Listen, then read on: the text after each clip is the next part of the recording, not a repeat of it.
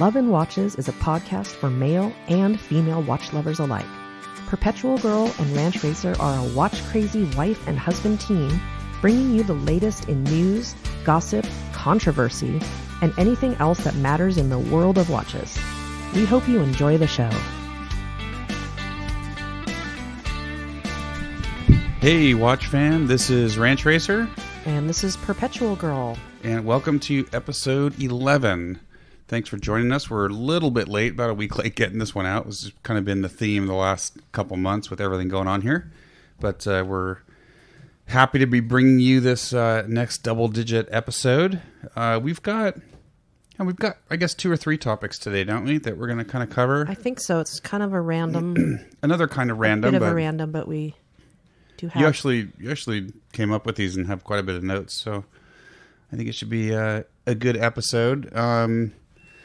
So we're going to do wrist checks. We have some housekeeping items, and then we'll get into the main topics. So I think we'll just go ahead and go right into the wrist checks. Okay.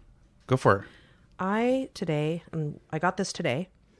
This is the Thrashed Free Diver from Thrashed, and it has I got it in the all stainless steel, the bezel's stainless steel. And the dial is a beautiful mint.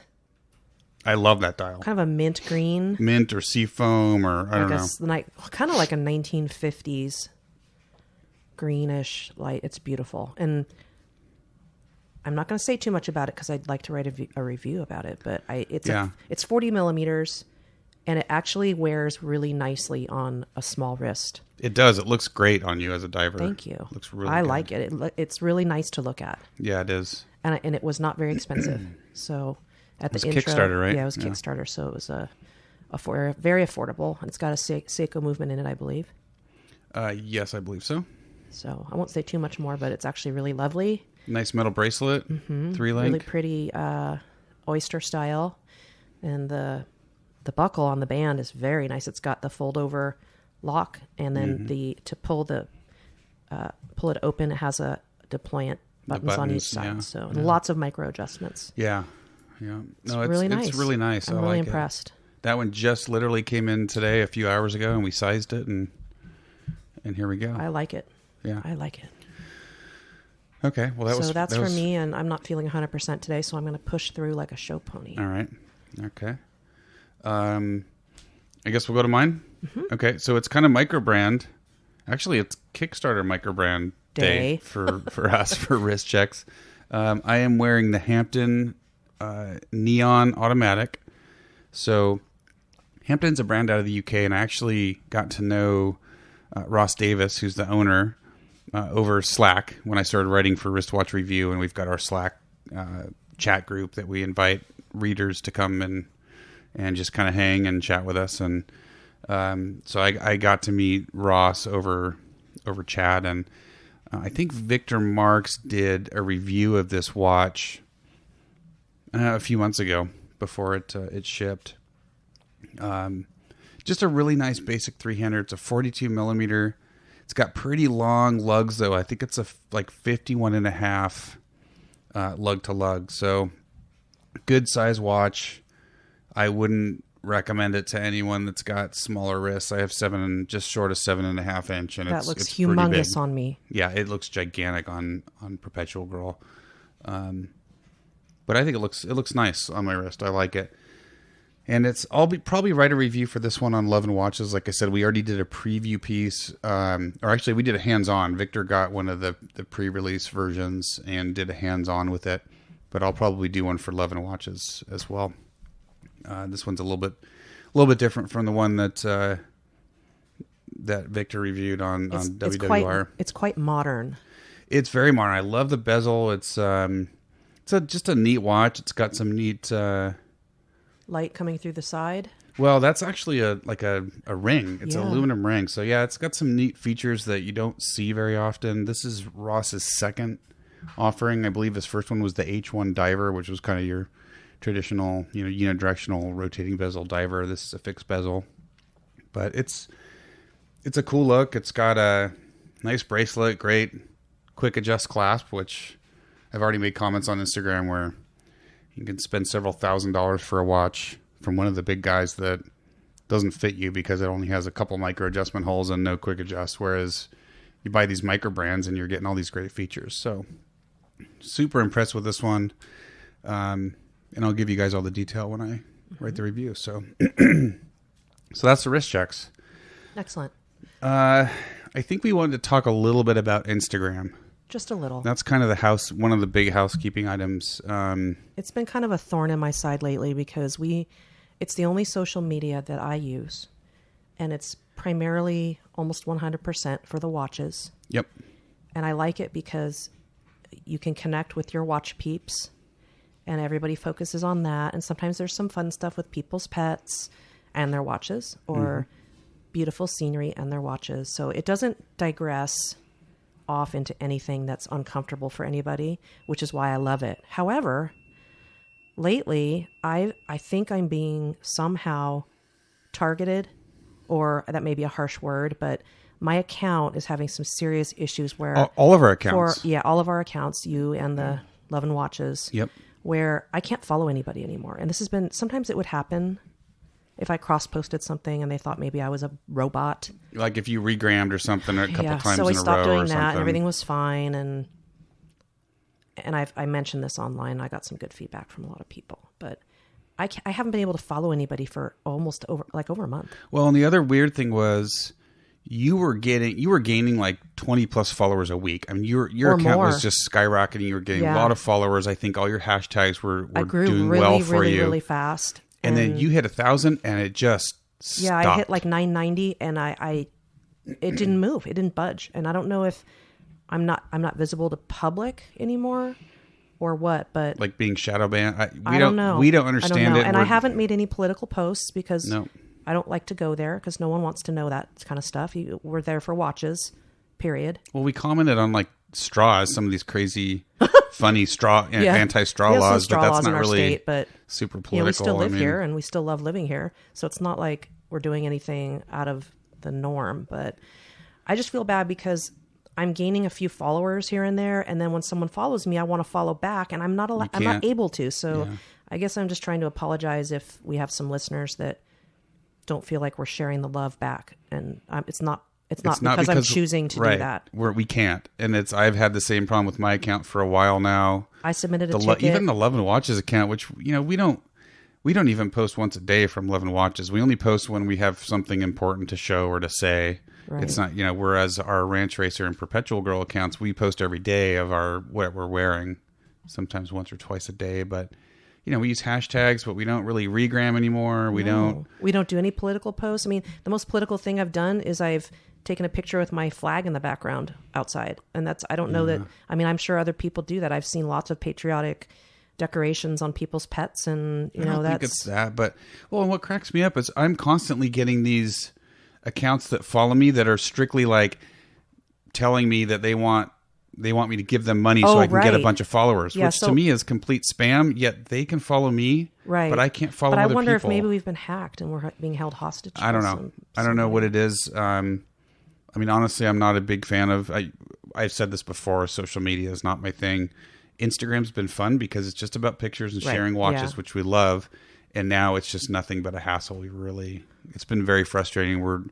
And you get zero support. I mean, you can go into the settings and you can report a problem, but you never hear back from anybody. I've reported so many times. And they just ignore you. It's not so good. Hopefully that'll change and maybe someone looks at it once a month and releases accounts or something. I don't know. Yeah, I don't know. And we've done everything that you're supposed to do to not get shadow banned. Right. I mean, we're very careful about I cut back on my likes, which kind of bothers me because you want to like if I like something, why can't I say I like it? Correct. And that's sort of counterintuitive of what social media is, but I don't know. I don't know what the solution is. It seems to be your account is definitely the worst. Yeah. Every couple days, mine seems to free up and I can follow someone.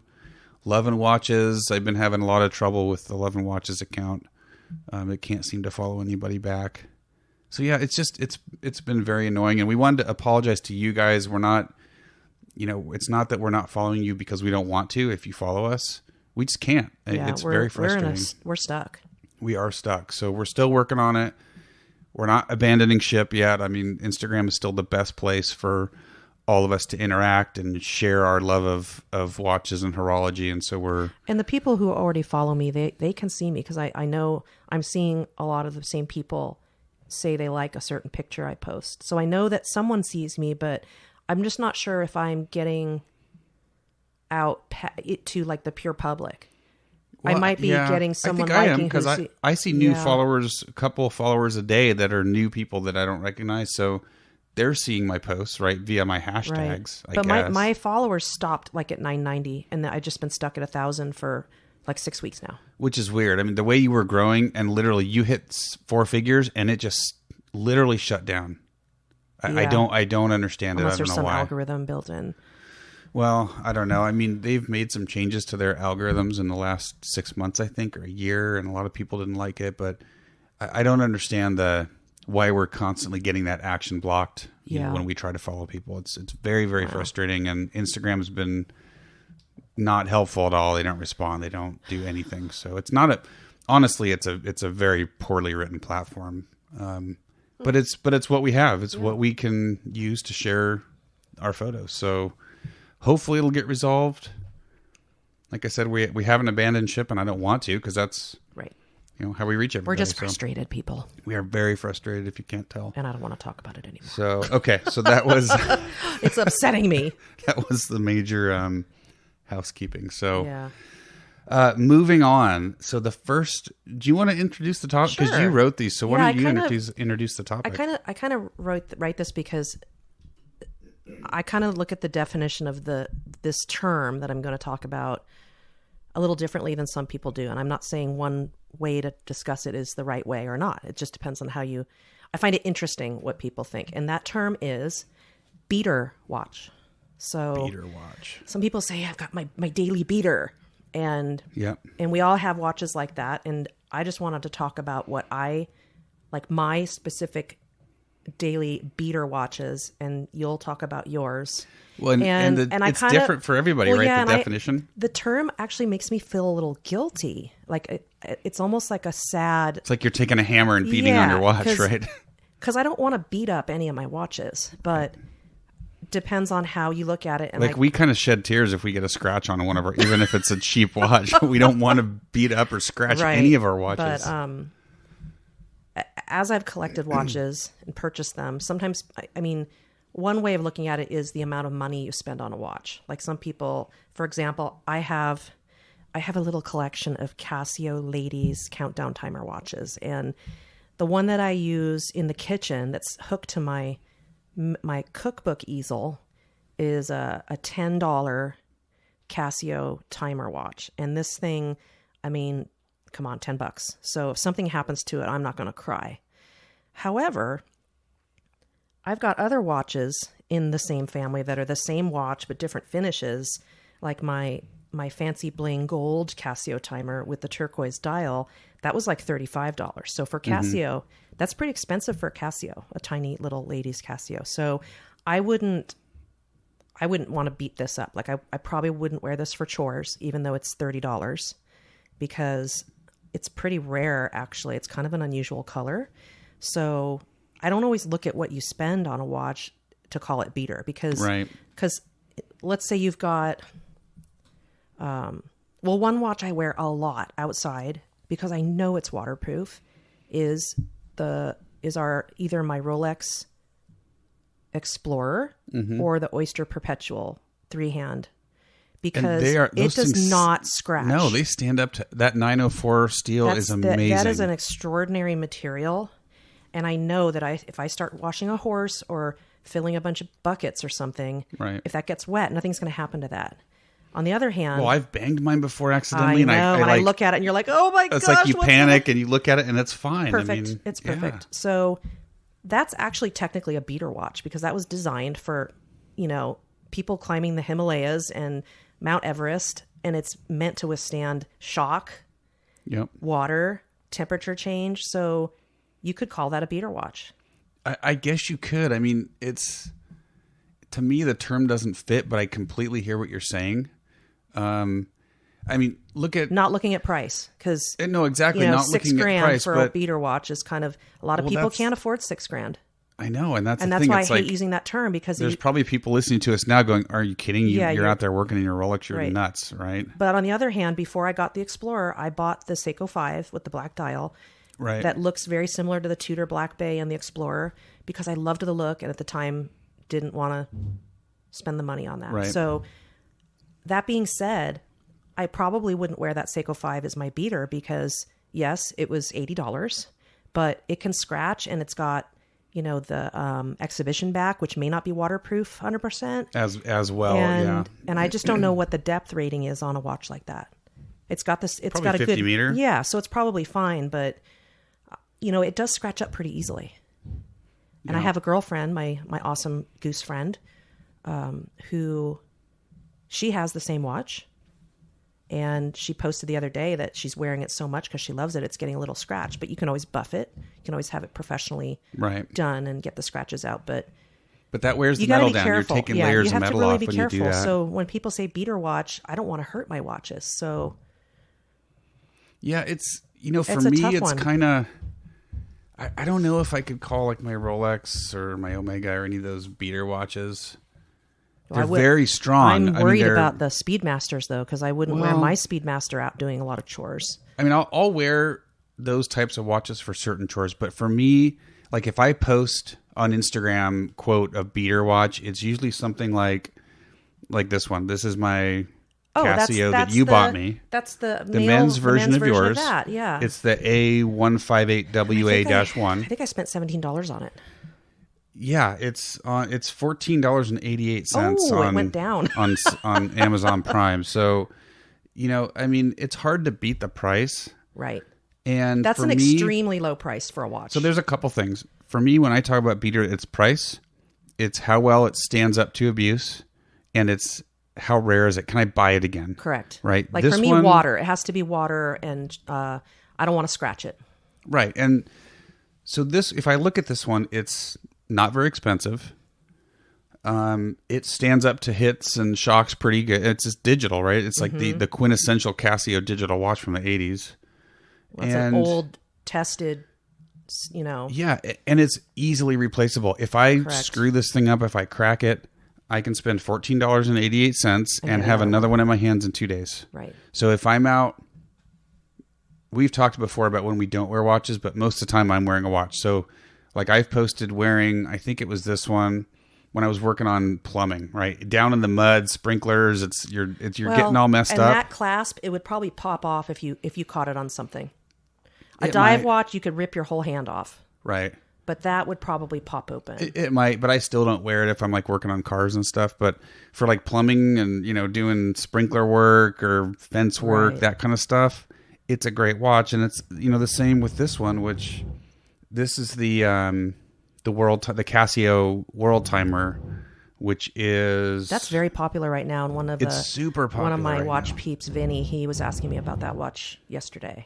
I'm trying to find the reference number. It's got the black bezel. It's the AE 1200. That's not the same one on the screen as yours. Yep, that's the same is one. It? Yeah. That's got the black background and for some reason it looks different. For some reason the reference number got covered blind. up. I'm just blind. Anyway, I think it's the AE 1200 something. I forget the rest of it. It's got the circle in the top left. Yeah. It's a smart looking It's the world watch. time. It says world time on the top and illuminator on the bottom. It's $26, right? So again, the same thing. I can replace it. It's still available. Right. It's easy to get. They make thousands or millions of them probably. They have been. It's not really expensive. I can beat it up and and I have beat it up and it still looks brand new. So for me, those are like kind of the quintessential beater watches. Now, if that was something you inherited from your dad, you wouldn't be wearing it all the time. You're pretty careful. Great with your point, watches. right? Where did you get it from? These are just Amazon purchases, so whatever. There's a lot of things like I have a Casio G-Shock that is designed to take abuse. It is. It's really designed to take abuse, but I can't read it. Well, that's a different issue. I can't altogether. read this watch. It blends in, and if I use my bifocals, I can, but that you can physically beat up. Well, but look, okay, so G-Shock, right? That's kind of the watch that everyone thinks about as the workhorse, the beater watch. Absolutely. I own 2 G-Shocks right now. I gave one away, which was like the really basic G-Shock. I gave that to one of our friends who loves G-Shocks. And I think that was maybe $30, something like that on Amazon. Oh, I think they're like 60. Or maybe 60. But then I have 2 others that are... One of them is very meaningful to me. It's not very expensive. I think it's $100. It's I don't know the reference. It's a larger black case. I think single line. The rubber strap on the inside is all red. I've been seeing a lot of people post it. It's pretty new, but mine has the signature of Mr. G-Shock on it. Right. And you went to that event. I went to the event in the Bay Area here at Topper Jewelers. And that one, I don't want to screw that one up. That's I mean, it could be signed. considered a beater watch. It's a good, solid G-Shock. And then the one that I bought in order to get that one, I spent like $600 on. It's one of the G Steels with the carbon fiber bezel. And I'm like, you spent $600 on a G-Shock. And that, I don't consider that a beater watch. No, it's harder really to nice replace. I wouldn't be able to just replace that. If I broke it, I don't have the kind of money where I could just go out and instantly replace it. Right. So even though they're G-Shocks, to me, they're not beaters. So I guess it just depends. It's all these different factors that we've talked about. And is there some kind of sentimental meaning behind it? I mean, I've got some really inexpensive quartz watches of my dad's. I will never wear those outside, ever. I can't replace. They're irreplaceable. Right. But I only brought up the Rolex steel because I don't want to sound like a total snobby jerk saying that I use a Rolex as a beater, because I just don't like that term, because I think it can mean a lot of different things. It depends on what you're using it for. Well, I think you'd be a snobby jerk if you just bought it and stuck it in a safe and never wore it. And then someday I'm dead and someone finds all my nice watches and sell it for a profit, right? To me, that's being a snobby jerk. You wear your watches. We buy them to wear. All of them. Yeah, we wear all of them. But I find myself going back to that with the chores because I know it's not going to leak water. Right. And I have a lot of watches that would definitely leak that are more cost effective to replace. But I honestly took a good look at that watch the other day because I actually have been wearing it for almost a month straight. But I change. It hasn't been a true watch fast because I've been changing my watches. But I'm not seeing any scratches in it. And I've been wearing it with my birds and doing chores and light duty chores. But it really holds up to a beating. So I want to talk about 2 more that I have that I used to consider beaters, but I don't anymore. They've transitioned. Oh. Okay. The first one is my Vostok, my Kommandersky. I don't know if you can get this one anymore. We bought it on Amazon, and we waited forever for those. We waited for like a month, number one, to get them. We didn't spend a lot of money. I think it was like $70, but it's not available anymore. And I used to wear this a lot when I was outside working. I'm like, hey, it's $80. It's, it's kind of, let's face it, it's kind of cheap Russian watch, right? So I used to wear it outside, but I can't get it anymore. So this is transition. It's no longer I see you have a beater. nice linen band on it too. That's lovely. Yeah, that's that green. I think it's a Barton. Looks really good on it. But I don't... And I don't wear my Vostok anymore either because I don't want to bang it up. I don't think it's not going to look good scratched. And that's for sure because of the paint. It's going to be harder to replace. And, at least this one is that I have. Right. And then the other one, and again, we're kind of talking. I'm talking about these because I want to talk about what a beater watch means to me, and also give you guys recommendations. So the first 2 Casios I talked about, and I'll put the part numbers and all that stuff on the. They're awesome. On the show notes, but they're great and they're fantastic for the beater watch category. This one is one that used to be a beater watch. I used to wear it working outside all the time. It's a Seiko Prospex Solar Diver. Oh, that's the one you got on the 50% off sale in town, right? Yeah, so I bought, normally I think MSRP on this one's like $450 or $470. I found the receipt the other day. Okay, but our local Seiko authorized dealer had a very rare 50% off sale on a bunch of these watches. And I think I bought like 3 or 4 that day. It's got screw down crowns. This was one of them. It's a chronograph. It's the SSC 017. So it's I think it's a 42. It might be a 44. It's pretty big. It's a good size watch. And I've got a rubber Toxic NATO's band on it. But I think I paid $250 for it, and I always considered it a beater watch because compared to some of my other more expensive pieces, that was a great watch. Like your Seiko divers, you mean? Well, Seiko divers, or even my Omegas or Hamiltons or whatever. It's a pretty heavy watch, but it's solar, so you don't have to. There's no maintenance or anything. But it's been discontinued. And oh, by the way, this is like the Batman. Right. If you think about the Rolex Batman with the black and blue. Yeah, this is Batman. This is the first 15 minutes of the bezel is blue and the rest is black. It's a black dial. Really, really smart looking piece. Does it have fantastic lume also? It's got very good lume, not as good as my Seiko mechanicals, which I thought was interesting. But you mean like the monster tunas? Or my turtle or my samurai, but it's not a beater anymore because it's been discontinued by Seiko.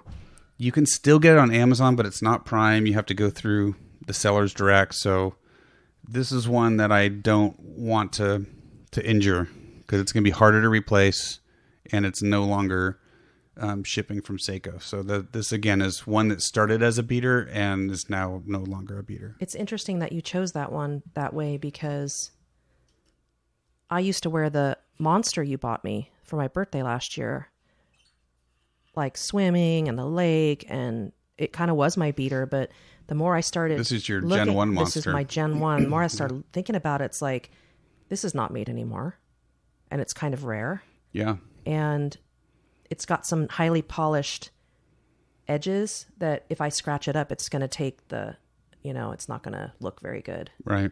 But this is also another one that it's more of a collector piece. So I wouldn't want to. It really is now. That. As a Gen 1, they're getting really absolutely hard to find. So that would not be a beater anymore. I have another one. Go for it. And I hate the term beater, but... Was that what I think it is? Well, it's my... Okay, yeah. And I don't beat this up, but this is kind of my decoy.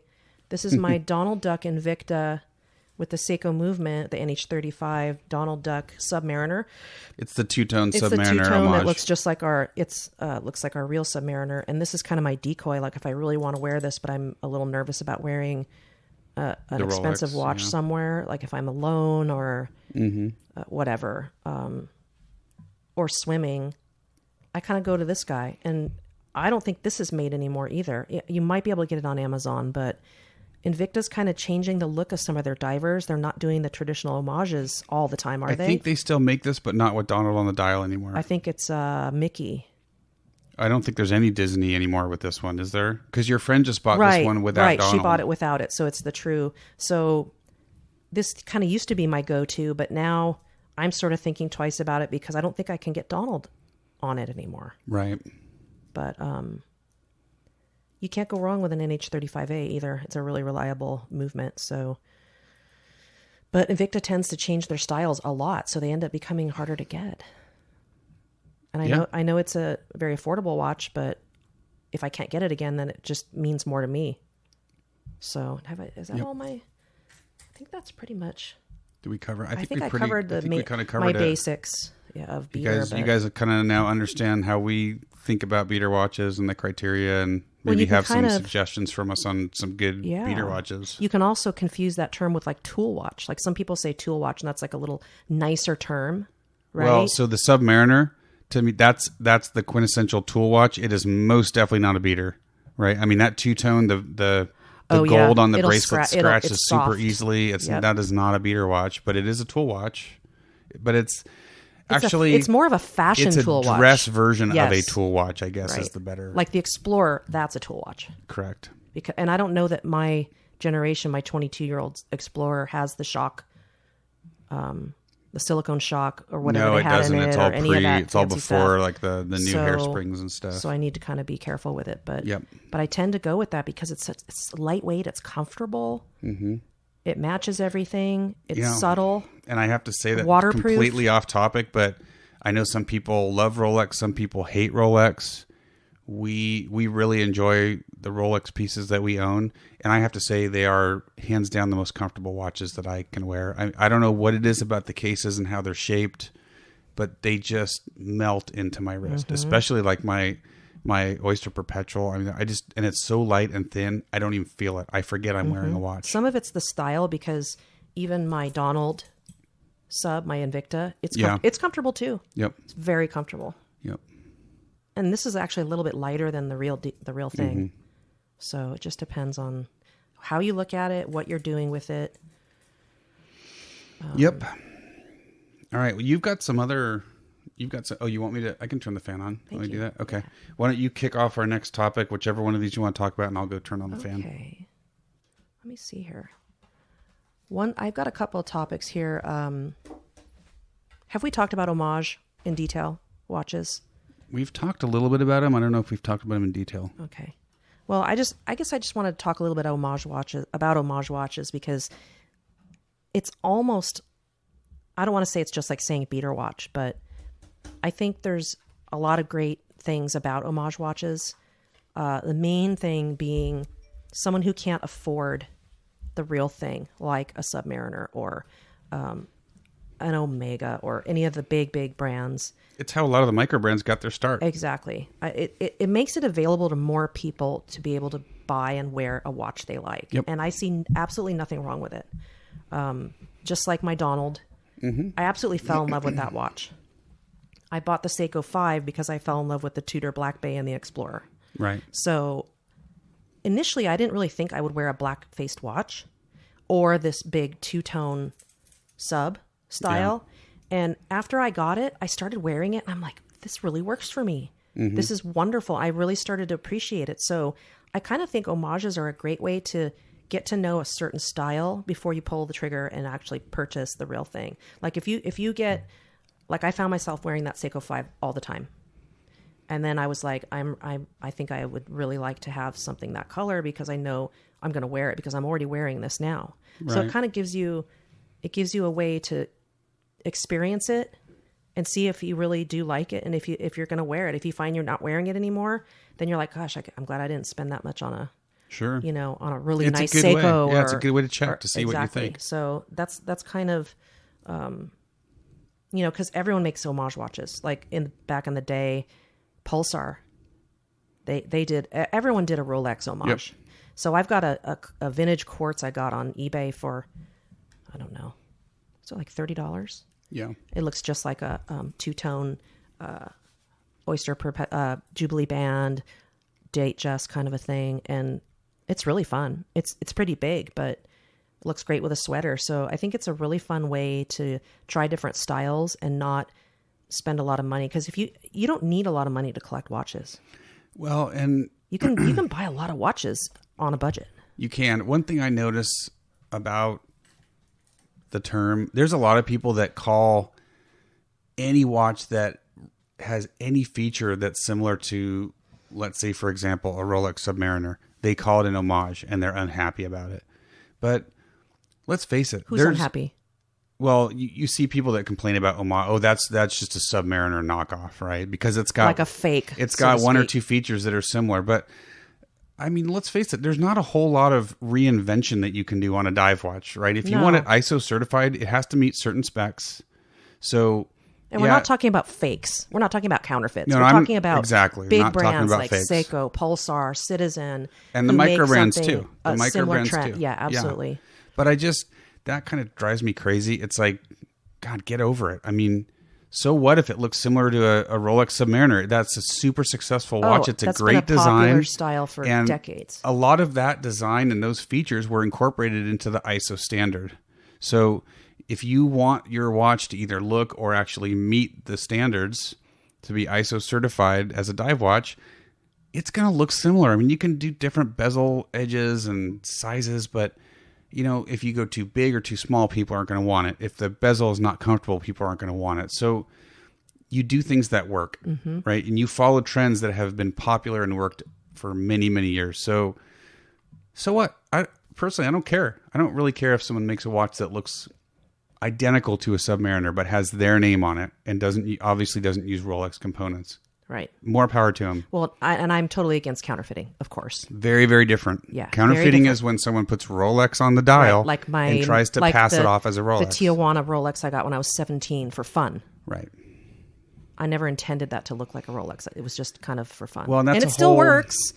That's a whole different I world. Believe it still works. I heard a story. I honestly don't remember where I heard this. It was Oh, it might have been from our friend No BS Watchmaker, who we're going to have on the show here pretty soon. Mm-hmm. And I think I was listening to one of his podcasts, and he was talking about a customer that came in. They'd inherited this Submariner from a family member, I think, that had passed away, if I'm getting this right. Brought it in to have it serviced, and that's right, he had this whole show on how, as a watchmaker, how you deliver that news to this poor customer that thinks they've got the real thing. And you have to tell them that what they have in their hands is not really a Rolex or whatever brand it might be. It was a counterfeit. And I just can't, horrible. Like, I feel bad for watchmakers that are in that position, right? They get this watch and that to them, it's priceless. It's a family heirloom, and they find out it's a fake. And Shattered. That sucks. Yeah. It shatters the whole, yeah. Bubble. Anyway, that's counterfeiting. That's not what we're talking about. We're talking about homages, if you want to call them knockoffs, whatever you want to call them, but they're basically, to me, they're paying respect to a design that's been very, very successful and works. Right. And someone may want but can't afford the money for a Rolex Submariner. Absolutely. Right? So I have zero problem with it. No problem at all. Okay. So that's what you wanted to cover on homages? Pretty much. Just that you can collect on a budget. You really can. We've talked about this before. Yep. You know, you can have a humongous collection and spend a total of $2,000 and collect dozens of watches, I think. Depending on what you're getting. Yeah. Easily. So, well, if you like digital watches, you could buy Casios all day long for $20 on Amazon, and there's G-Shock right? collectors, and they have so much fun. Totally. There's a lot of G-Shock collectors, and there's a lot of affordable G-Shocks. There's great micro brands out there for a couple $100. I mean, I think the Trasca was a little over $200 or right around $200. Same with the Hampton. I tagged you in a post, one of my watch people that we try to follow each other. I think I'm trying to follow him, but I can't. But he just got I believe he inherited a Seiko that looks just like the new Tudor champagne dial. Oh, yeah. It looks identical to the Tudor S&G, but to me, it's pretty old. Me, the Tudor S&G is the homage, not the Seiko. That Seiko's old. Yeah, the Seiko's a lot older, and maybe the Seiko was paying homage to a Rolex or a Tudor in years past. I don't know, but that's the whole point. You kind of lose track who came out with it first, right? Because the styles are proven over time, right? And I actually I have to say, I almost like the Seiko better because it had a Jubilee band, didn't it? It looked pretty good. It was beautiful. But I do like that Tudor. It's a nice looking watch with that champagne dial. Right. But I digress. Yeah. Okay. All right. What's another topic I have down here? You talked a little bit about straps, traveling with watches. That's interesting. Yeah, traveling with watches. Should we talk a little bit about that? Yeah. As watch collectors, people want to bring some of their watches with you, but I find it a little stressful traveling with something that is going to be harder to replace. Monetarily or sentimentally. I don't find it stressful, but I make decisions based on where I'm going. Right. So if, like, for example, when we go to Vegas and I know I'm going to have a safe in my room, I'm not nervous about bringing some of my nicer watches. They always go with me on my carry-on. Right. The carry-on doesn't go in the overhead storage. It goes right down in front of my feet. Right. Right under the seat in front of you me. Also don't so I know mugged. where they are. Yeah.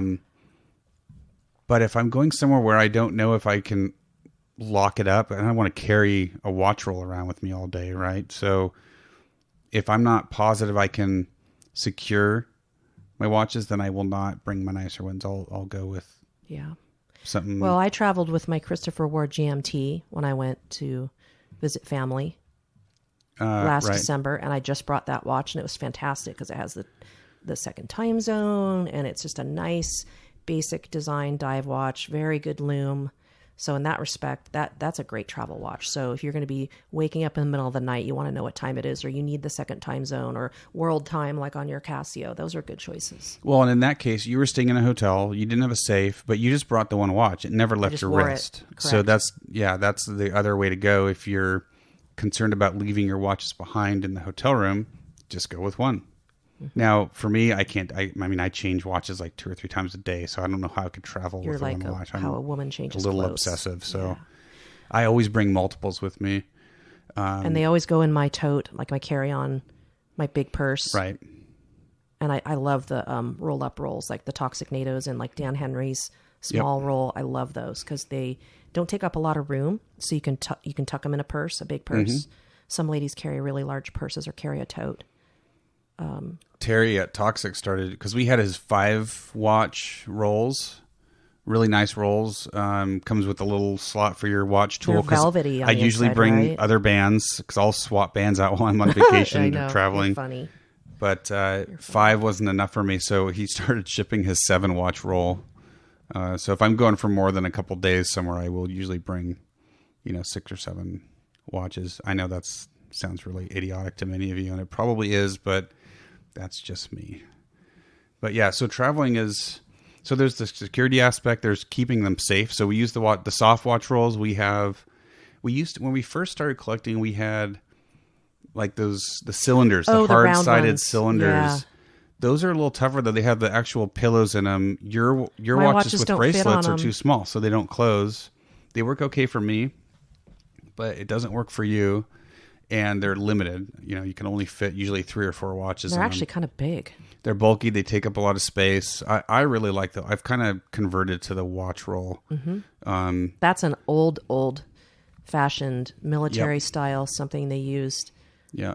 And it protects them really well. You roll it up and it protects them really well. Yeah, it does. And you can put other things in there. I've put my jewelry in there.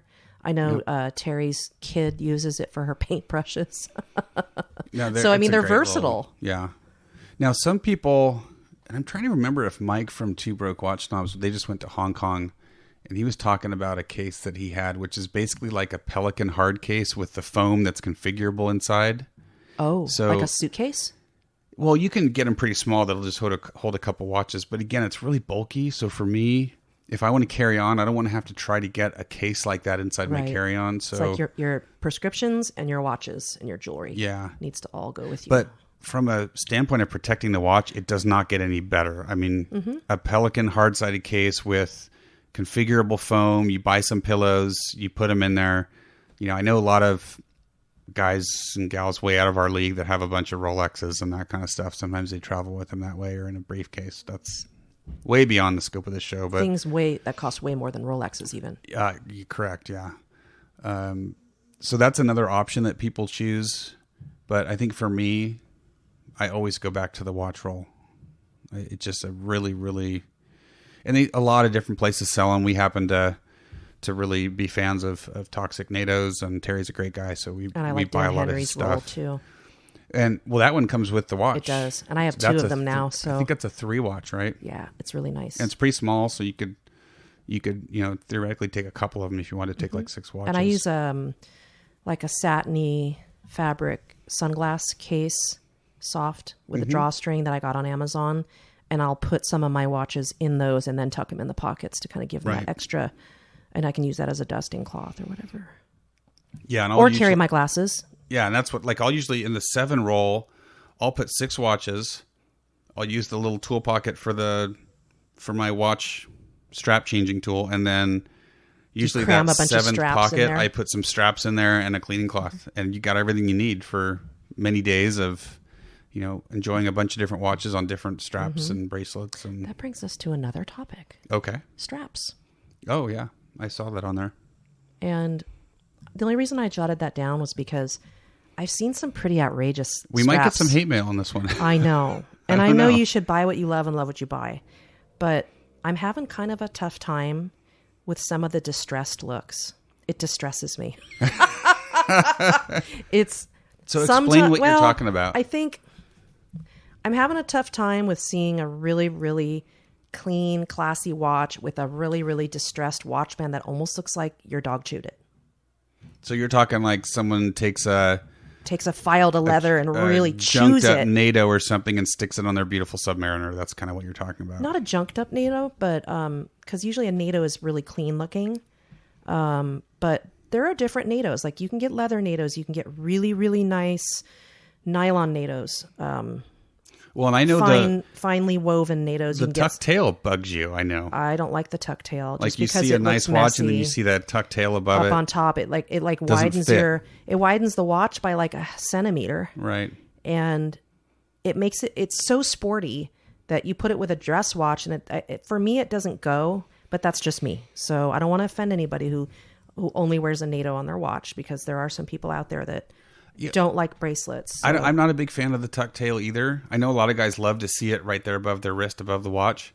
For me, I either buy Zulus that are single pass NATOs, or I'll cut off the secondary flap on a regular. I do that because double I'm so pass small. NATO, because then I can slide the watch head wherever I want and keep the tuck tail underneath my wrist, so I don't see it. So you've got all these buckles showing, and it for me, it doesn't fit the character of the watch, and it just depends on the watch, of course. But I just kind of like to match the strap to the feel of the watch, and I've seen a lot of stuff lately where some of these watches are so overly distressed and chewed up that they... You mean the strap? Or the strap, I'm sorry. The strap, like a leather that's been filed and chunked out. And for me, it just looks messy. You put it on a really nice watch and it just doesn't fit. But maybe it's just such a new look. I haven't embraced it yet. Like, I'm still trying to embrace rose gold. So if you talk about... I'm old and the fact that strap should match the watch head...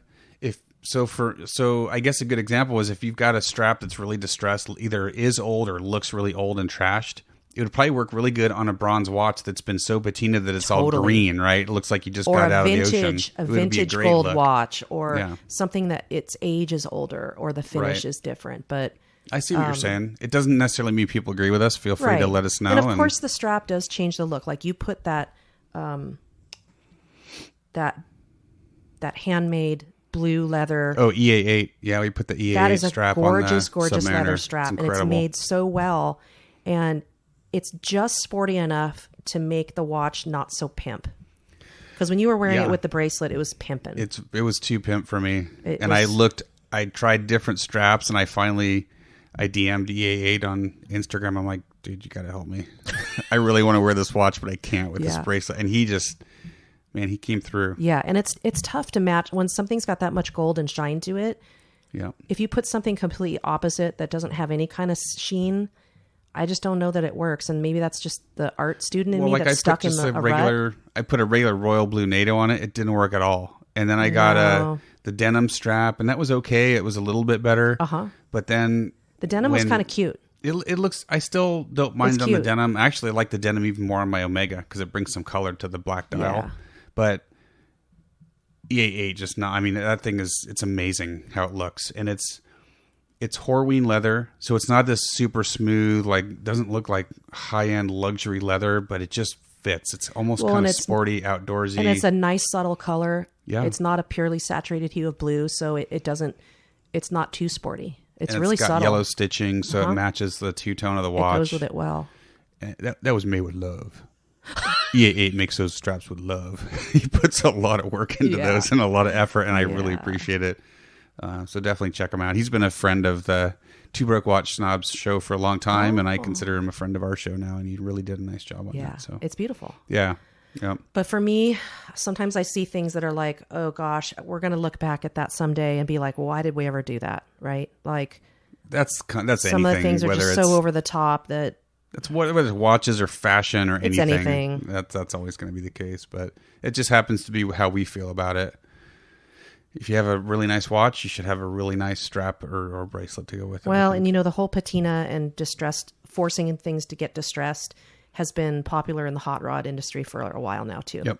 Yep. Making things look old. Yeah, like not restoring a car, like barn finds. And that's kind of how I see the whole bronze watch thing. And honestly, although I don't love like your Oris. I love your Oris. I like the Oris. It'll be great when I have it back from Oris. They're fixing it right now. And when you get to wear it. But, and I've said this before, the really super heavily patinaed bronze watches where they have like the scaled green, I just don't, that's just not my thing. It just looks, it looks like you pulled it right out of the ocean. Like it's been sitting on a rack. It makes me feel a little guilty because you've got this beautiful, pretty watch that you kind of hurt. But some guys love that. Guys love it. And I get more power to you. If that's the look that you are going after, great. I mean, it's an interesting process. Totally different. It really is cool. It's a very interesting process. It's a very different look. It's not my thing. I don't particularly like it, but some people do. And keep in mind, we're old. Yeah, you're older than me. Compared to a lot of our listeners. listeners. Be clear about that. But yes, I am. I robbed the cradle. Yeah, we are older than many of our listeners, but hey, we're young at heart, right? All right. Well, I think What else have we got here? you got a couple more. I mean, we're at 50 minutes, so I don't know how long you want to go All right. today. I think you talked... I talked about the straps. We talked about straps. We talked about traveling with watches. We talked about homages. We talked about beaters. We hit more stuff than I thought we were going to hit today.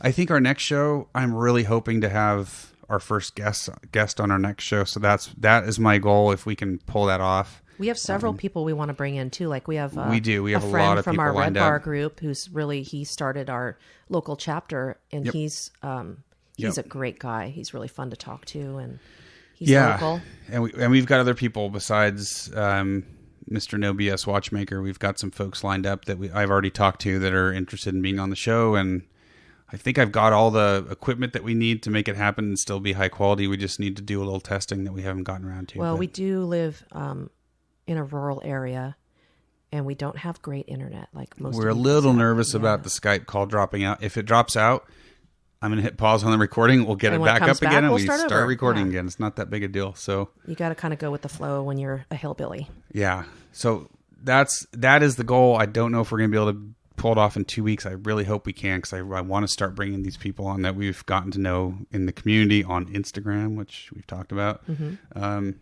Well, it's Really just want to taken start off. bringing them on, and I think it's going to be a lot of fun. That's the most important thing. Is when I started doing this, it was to follow you. Right. And I kind of got involved just organically, and it's turned into this, which I was not expecting at all. So we're having a ton of fun. We are, and it's funny because when we started all of this, before we really got into it, I'm like, hey, we should do this weekly, right? I mean, again, Two Broke Watch Snobs were big inspirations for us. They deliver great content every week for me that I can listen to. A lot of people love them. And you're like, there's no way. So I said, what about bi-weekly? So we started doing it every other week, which we try to hit that. We've, again, the last 2-3 life episodes, we've gets in had the way some and struggles with everything going on here. But some health issues. But you actually have said, God, we could do this every. And you love recording. It's a lot of fun, and it's fun. Once it I get takes your mind motivated, off stuff. yeah. So at some point we may go to weekly, but right now every other week is still a target that we can mostly hit. I think once all the home projects are done, it's going to be a lot easier, especially over the winter. Winter's a great time when you have livestock, Totally. because once it rains, everyone gets locked down. Yep. And you actually get to spend some time together inside the house. So chores are a minimum. Yep. And it's a lot of fun to Projects start are doing at a minimum, You can which do is great. hobbies again, inside hobbies. Yeah, so I think it'll be a lot easier once we kind of get through October and start, through September into October, it'll be easier to get back on our every 2 week schedule. But where was I going with this? Oh yeah, so hopefully we'll be able to bring on our first guest. And other than that, I just want to thank all you people. I mean, there's no reason for us to do this other than you guys out there that give us the positive feedback, negative feedback too. Although we really haven't gotten any negative feedback. We're more than open to it. But you guys that send us emails or that rate us, please, please, please take the time, if you're listening, especially over iTunes, just take 2 minutes and go write up a quick review, give us a rating. Really would appreciate it. It helps us in how iTunes ranks their searches and stuff, how Apple does that. So that, and give us some ideas if there's something you want to hear us talk about. I mean, Yep. We are not experts, but we kind of look at both sides of collecting versus, on a budget versus high-end pieces, and the woman's side of, side of the whole thing. And yeah, that's kind of what started all this. I'm Was kind of a bringing tomboy, the female voice but into this. I'm still a woman, so. Yeah, so definitely give us ideas, but please take the time to give us a rating and a quick review on iTunes. We'd really appreciate it. Feel free to send us emails. You can send emails to admin@loveandwatches.com. You can ping us on Instagram. You can get to us on the website. We have a contact form on loveandwatches.com. So definitely reach out. Let us know what your thoughts are. We're not getting the big barrage of emails yet that Kaz and Mike and some of these other guys need to deal with, but they are starting to come in. So I do my best to reply to everybody. So definitely, reach out. Let us know. Let us know if you're enjoying it. Give us some ideas for future shows. We're totally open to talking about whatever you guys want to hear.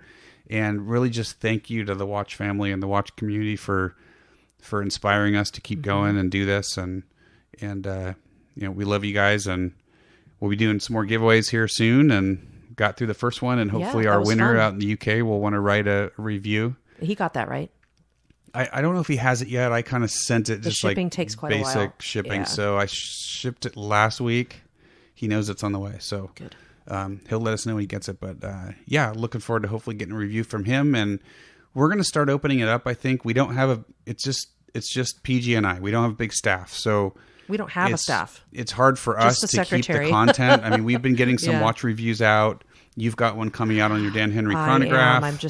I'm slow. I'm not fast like you. It's okay. So it's just taking me a long time. I've been doing it for a while, and so I got into a rhythm. One. You'll find your rhythm, but we're trying to keep the content going. But if you guys want to start writing for a website, let us know. We'd be happy to post reviews from you guys, whether it's vintage watches or new watches or whatever. Let us know. And I'm a good proofreader for grammar and you're great at spelling, so don't feel like you have to be, a specific type of writer, because I'll make sure it doesn't have any errors. Yep. Yeah, for sure. So let us know if that's something you're interested in. We'd be more than happy to get your posts up on the website and on Instagram and just have some fun with it. This is all about just having fun with our watch fam. So I said my piece. That's kind of what I wanted to say at the end of the show. Well, I agree. So I think that's wrapping it up. Cool. All right, guys and gals, thank you so much for listening. Thanks for checking out episode 11, and we will be back in a couple weeks with episode 12 and hopefully our first guest. Yeah. Cool? Excellent. All right, guys, have a good one, and we will see you or talk to you in a couple weeks. I am Ranch Racer. And I'm Perpetual Girl. Thank you. Hang loose, everybody.